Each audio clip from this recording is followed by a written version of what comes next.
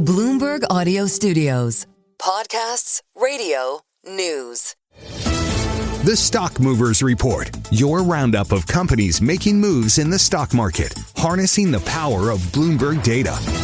I'm Carol Messer, along with Emily Garfeo. Bloomberg News equities reporter Bailey Lipschultz is here with some stocks on the move this past week.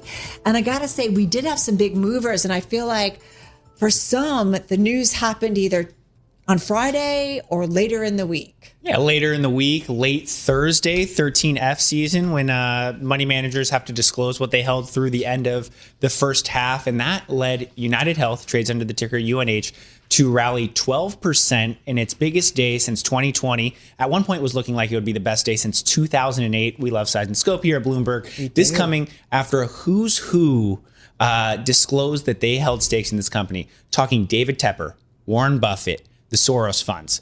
Everyone that you kind of would look to at least say either buying the dip or value investor, showing up in full force buying UnitedHealth in the second quarter, excuse me. I mean, Buffett alone, Berkshire Hathaway, over $1 billion. Over $1 billion. And that was based on the prior closing price. Yeah. Yeah. So significant. The one thing that is, I called out on TV earlier, and I think is critical to keep in mind, these are holdings as of June 30th. So the end of the first half, they could have sold. We don't know we also don't know when they bought. So between April 1st and June 30th, stock traded almost as high as $600 and as low as $275. Right now it's at $304. So pick your poison on when they bought. Could be up a lot or could be down. But certainly keeping in kind of in that theme of buying a stock on sale, as Warren Buffett likes to say, because the company has had a rough couple months with a number of different crises going on. Really dating back to December when the top executive was killed in New York. It's been a tumultuous stretch, not only obviously for that with leadership, but also cutting financial outlook back in April, replacing its CEO. So the entire industry in health insurance here in the U.S. has been grappling with some uncertainty, and we've seen those stocks really taking it on the chin and again, markedly underperforming the S&P for the most part so far this year. I mean, UnitedHealth, even with the jump today, still down 40% year to date. Yeah. So just a reminder of kind of, as you say, perspective here that we like to cover at Bloomberg. All right, so UnitedHealth, one of the top performers this week in the S&P 500. Let's get to the worst performer in the S&P 500 this week. We're talking about Applied Materials. Applied Materials, ticker AMAT. Worst single day drop since March 2020. We all know it was going on back in 2020.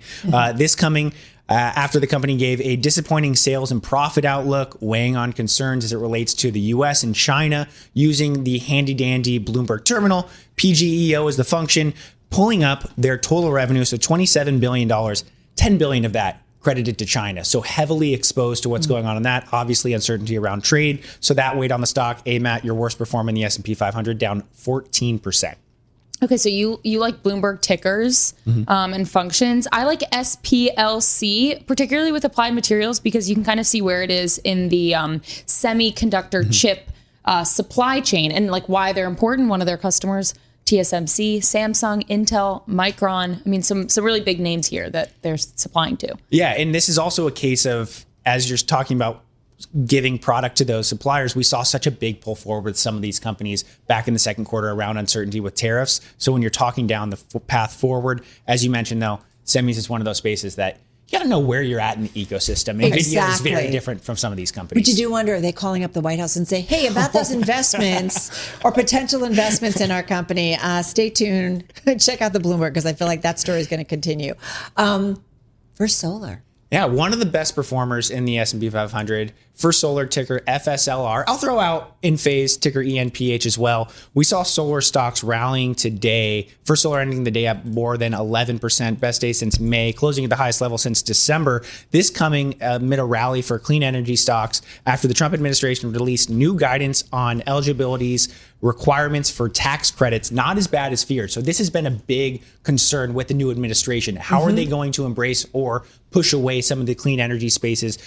Solar panels for houses, quite expensive. You need some of those benefits. Not as bad as feared, but when you, again, keeping the perspective, stock closing around $200, basically call it flat from where it was this time last year. So again, I am not a great stock. shocked, though, that we're seeing momentum. And some of the clean energy names we've been kind of doing, we had Bloom Energy on in the past week. Like, some of these names are outperforming and that things are maybe not as onerous from the administration. Yeah, just calling it out. Sunrun, nation's biggest residential solar installer, jumped at one point as much as 42%. So these also are, I will say, context is everything. These are stocks that can be heavily shorted. First Solar, just looking on the terminal, north of 9% shorted. So you can at times when these headlines cross, when these reports are not as bad as feared, yes, there may be investors putting on a bit of risk, but there also could be investors who have been betting against the stock getting squeezed out.